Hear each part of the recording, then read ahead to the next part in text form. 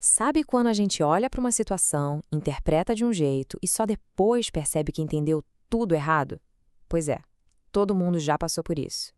Hoje a gente vai explorar exatamente o porquê disso, essa nossa tendência, que é super natural, mas também perigosa, de confundir o que a gente vê com o que a gente acha que vê. Vamos aprender a desarmar essas verdadeiras armadilhas da nossa mente. Para começar, vamos pensar um pouco nessa pergunta aqui. Parece simples, né? Mas a resposta revela uma falha bem fundamental na forma como a gente percebe o mundo ao nosso redor.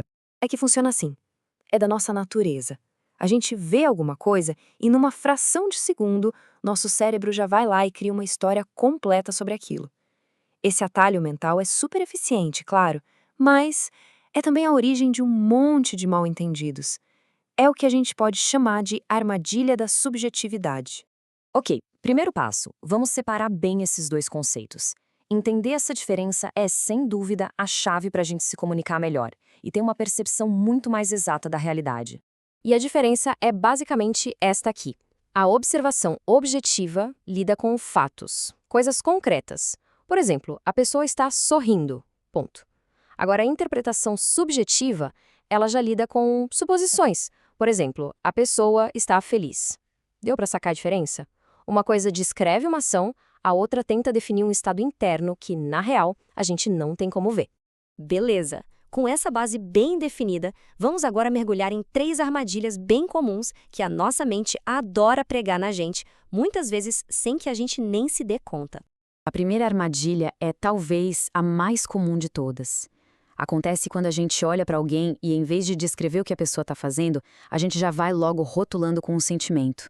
A gente diz que ela está feliz, triste, cansada. E aqui a gente vê a diferença na prática. De um lado, tem uma afirmação sobre um sentimento interno, uma coisa que a gente não vê.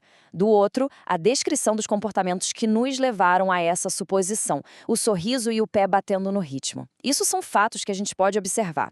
Agora, a alegria, bom, isso aí já é a nossa interpretação da cena. Imagina que esses atalhos mentais são como uma via expressa. Parece o caminho mais rápido para entender uma situação, né?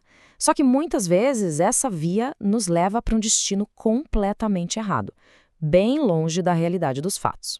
A segunda armadilha é um pouquinho mais sutil. Aqui, a gente não está só adivinhando sentimentos, não. A gente está tentando adivinhar o futuro imediato. É quando afirmamos que sabemos a intenção por trás de um movimento antes mesmo que a ação aconteça por completo. Olha só que interessante. Dizer que ela ia pegar o apagador é basicamente tentar ler a mente dela. A descrição objetiva se prende ao que a gente consegue ver, o movimento da mão numa direção específica. Mas e se ela fosse só apontar para alguma coisa? A gente, na verdade, não sabe a intenção. E esse ponto aqui é crucial, pessoal. A intenção é invisível. É um processo que acontece dentro da cabeça da pessoa. O que a gente pode ver é a ação. E manter o foco no que é visível nos mantém ancorados nos fatos, e não na ficção que a gente cria. E aí a gente chega na terceira e última armadilha, a atribuição de finalidade. É quando a gente vai um passo além de descrever uma ação que já aconteceu e afirma que sabe a motivação, a razão, o porquê por trás daquilo tudo. O ponto-chave aqui é a palavrinha para comer o doce. Ela cria uma relação de causa e efeito que é pura suposição. A correção é bem mais simples. É só descrever a sequência de eventos, exatamente como aconteceram. Uma coisa, depois a outra, sem tentar conectar os pontos com a nossa própria historinha. Sabe, quando a gente assume o porquê de algo, é como se estivéssemos construindo uma ponte bem frágil entre duas ações. Uma ponte feita só com o material das nossas próprias suposições. A realidade pode ser outra, completamente diferente, e estar do outro lado desse abismo que a gente mesmo criou. Certo. Então já identificamos as armadilhas. Mas como é que a gente escapa delas? Como podemos treinar nossa mente para de fato ver o que realmente está lá na nossa frente? Vamos agora para a solução. A solução é, ao mesmo tempo, muito simples e bem desafiadora.